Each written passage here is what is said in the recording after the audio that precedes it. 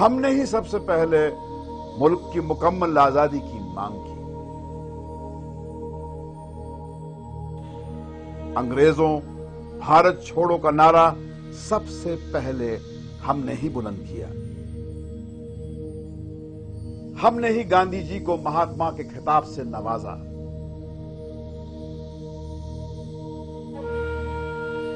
ہم نے ہی ہندو مسلمان ایکتا اور بھائی چارے کی نیو ڈالی۔ پاکستان بنانے کا ہم نے سختی سے وروध کیا۔ لوگ ہمیں جمعیت علماء ہند کہتے ہیں۔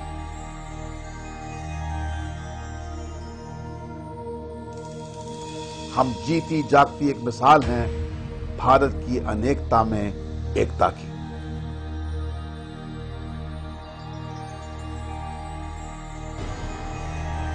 اپنی آخری سانسیں گن رہے مغل سامراجیہ کا اس دن انت ہو گیا جب ایسٹ انڈیا کمپنی نے دلی پر اپنا قبضہ جماتے ہوئے مغل بادشاہ شاہ عالم کی حفاظت اپنے ذمے لے لی۔ ایسٹ انڈیا کمپنی نے اس دن دعویٰ کیا خلق خدا کا، ملک بادشاہ کا اور حکومت کمپنی بہادر کی۔ اس کے جواب میں دلی کے شاہ عبد العزیز نے مسلم علماء کی طرف سے ایک فتویٰ جاری کر کے کہا ملک غلام ہو گیا ہے، ملک کو آزادی دلانا اب ہماری ذمہ داری ہے۔ سن 1857 میں ہوئی بغاوت سے جب ہندوستان میں انگریزوں کے خلاف پہلی جنگ آزادی شروع ہوئی تو اپنی جان کی پرواہ کیے بنا علماء باغی سپاہیوں کے ساتھ کھل کر میدان میں اتر آئے۔ ایسٹ انڈیا کمپنی نے یہ اعلان کیا کہ جہاں بھی مولوی ملے پکڑو اور مار ڈالو۔ چنانچہ مولوی کون ہے اس کی علامت و پہچان یہ بتائی گئی کہ جس کے منہ پر داڑھی ہو یا لمبا کرتا ہو۔ 50,000 سے زیادہ داڑھی کرتے والے اس کے بعد پورے ملک میں قتل کیے گئے۔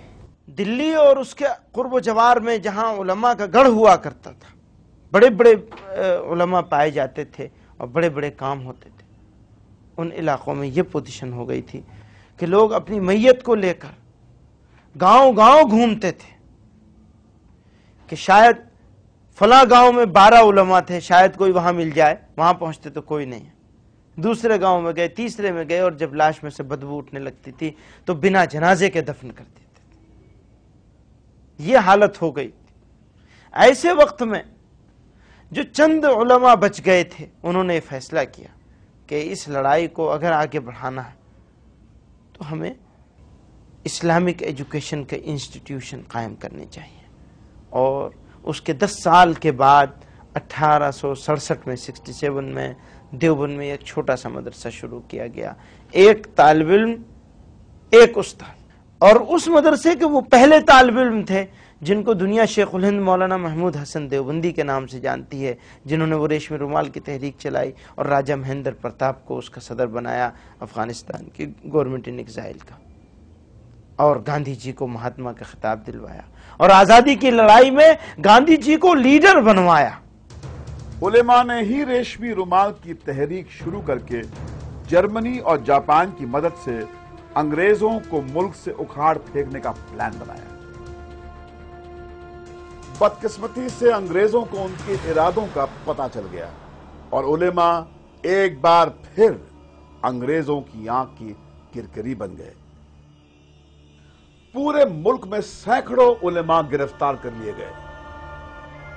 شیخ الہند مولانا محمود حسن اور ان کے چہیتے شاگرد مولانا حسین احمد مدنی کو تو گرفتار کر کے ہندوستان سے باہر مالٹا بھیج دیا گیا، جہاں کئی سال انہیں جیل کی کال کوٹری میں بتانے پڑے۔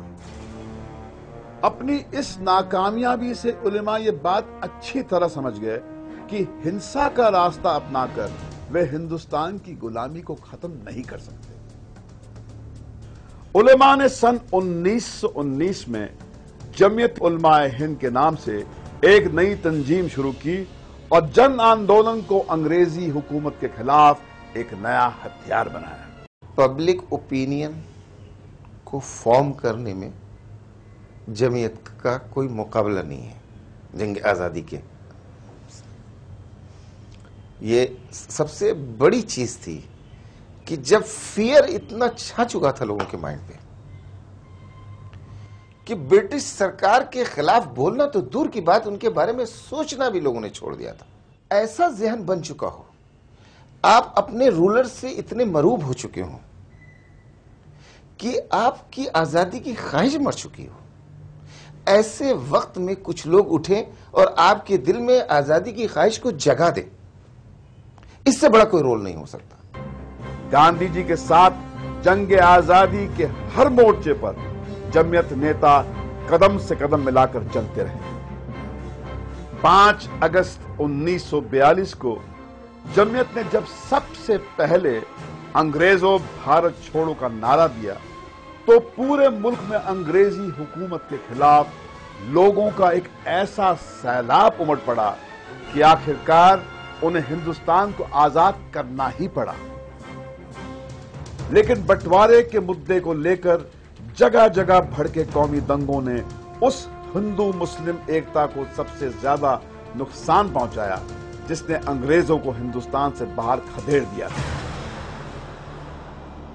जमीयत नेता मौलाना हुसैन अहमद मदनी ने पूरे मुल्क का दौरा किया और मुसलमानों से अपील की कि वो मुस्लिम लीग के बहकावे में न आए। वो तो यही कहते थे कि तुम लोग धोखे में मुब्तला और मुल्क को तबाह कर रहे हो और बहुत बड़ा कत्लेआम होगा। जमीयत तो बहुत मुखालिफ थी पाकिस्तान बनने के, बहुत ज़्यादा शद्दत के साथ मौलाना हफीजुर रहमान जो मुजाहिद मिल्लत गुजरे हैं, गांधी जी के बहुत करीब थे, बहुत कोशिश करते रहे वो भी गांधी जी से कि पाकिस्तान को तस्लीम नहीं करना चाहिए और जलसों में बड़े बड़े जलसों में शदीद मुखालफत करते रहे, पाकिस्तान नहीं बनना चाहिए। उन पर उन्होंने मुस्लिम वालों ने हमले भी कराए और उन्हें जो है कि परेशान करने की बहुत कोशिश की गई, मगर सब बर्दाश्त करते रहे और मुस्लिम लीग की मुखालफत करते रहे बराबर। मुल्क के बंटवारे के समय से लेकर अब तक हिंदुस्तान में कौमी फसादों की कोई 30,000 वारदातें हुई हैं। सरकारी आंकड़े भी इस बात के गवाह हैं कि इन सभी दंगों में मारे गए लोगों में 85% संख्या मुसलमानों की ही है। आज भी तालीम और तरक्की के बजाय मुसलमानों के सामने सबसे बड़ा मसला अपनी हिफाजत का है।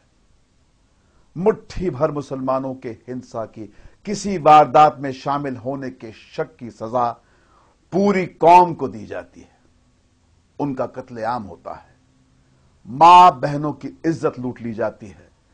दंगाइयों से जान बचाने की बजाय पुलिस और सरकारें खुद मुसलमानों की जान की दुश्मन बन जाती हैं।